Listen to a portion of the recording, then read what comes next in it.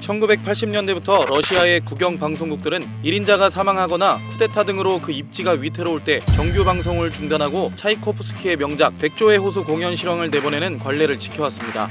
1991년 8월 미하일 고르바초프 정권에 대한 쿠데타 당시에도 TV에서 끝없이 흘러나오는 백조의 호수를 보며 모스크바에서 벌어지고 있는 일을 짐작했다고 하죠. 지난 24일 여러 서방 언론들은 푸틴에게 백조의 호수의 순간이 오는 것 아니냐는 보도를 쏟아냈는데요. 발레리나들의 얼굴을 프리고진을 상징하는 푸틴의 개 얼굴로 합성한 영상도 등장했습니다. 와그너 그룹과 예브게니 프리고진의 무장 반란 시도는 실패로 돌아갔지만 이 일로 푸틴의 쇠약함이 고스란히 드러나면서 러시아의 패배 시나리오가 더욱 분명해졌습니다. 블라디미르 푸틴 러시아 대통령은 집권 23년여 만에 가장 큰 위기에 직면했습니다. 푸틴은 24일 오전 국영TV 연설에서 프리고진에 대해 등에 칼을 꽂는 행위라며 반역죄를 적용하겠다고 밝힌 후 공개석상에 한 번도 모습을 드러내지 않았고 그가 현재 모스크바에 머물러 있는지조차 불분명한 상황이죠. 전문가들은 러시아군의 높은 와그너 그룹 의존도를 입증하는 계기가 됐다고 말합니다. 바흐무트 등 우크라이나 전장에서 돌격부대 임무를 맡아 단련된 와그너 용병들이 모스크바를 향해 밀고 들어오자 러시아군은 속수무책으로 당했는데요.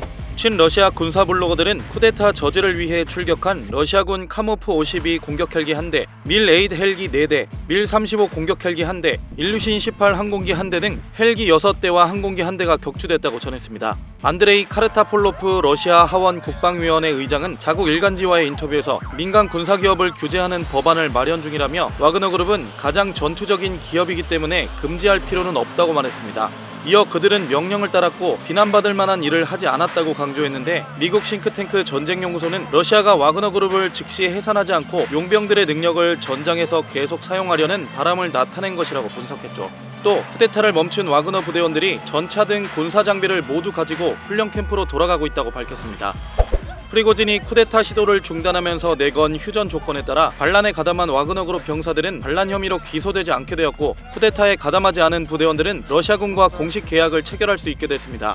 그러나 와그너 용병들이 러시아군의 제안을 받아들인다 해도 러시아군 내에서 얼마나 융화될지는 미지수입니다.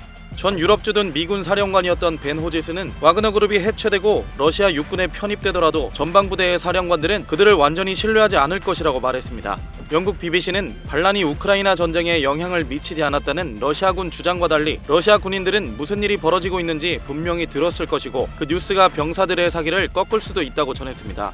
이어 이번 사건이 앞으로 어떻게 전개되는지에 따라 러시아 내 라이벌 부대 사이에 내전이 있을 수 있다고 분석했죠. 알려진 대로 와그너 그룹은 인구 110만 명 도시 로스토프에 무혈 입성했을 뿐 아니라 시민들의 환대를 받았습니다. 프리고진과 와그너 부대가 로스토프에서 철군할 때 시민들은 와그너를 연호했고 마치 개선 행진처럼 환호성이 터져나왔죠. 민간 군사훈련 프로그램 운영자인 전 영국군 출신 데니얼 리들리는 로스토프에 온 와그너 부대는 죄수 부대가 아니었고 매우 전문적인 군인들이었다라며 능력이 없었다면 애초에 쿠데타를 시도조차 하지 않았을 것이라고 영국 텔레그래프에 밝혔습니다. 이어 우리는 이제 러시아 부대들의 합동 공세를 다시는 보지 못할 수도 있다. 러시아는 우크라이나에 가지고 있는 영토를 지키기 위해 고전해야 할 것이라고 덧붙였습니다. 카네기 러시아 유라시아 센터의 타티아나 스타노바야 선임연구원은 텔레그램에 러시아 엘리트 그룹 내 많은 사람들이 적절한 시기에 푸틴 대통령의 적절한 반응이 없었다는 사실에 대해 비난할 것이라며 앞으로 푸틴의 입지가 더 좁아질 것임을 시사했는데요. 뉴욕타임스는 유혈 사태 위험은 일단락됐지만 또 다른 반란 불안은 보이지 않는 유령처럼 계속될 수 있다고 진단했습니다.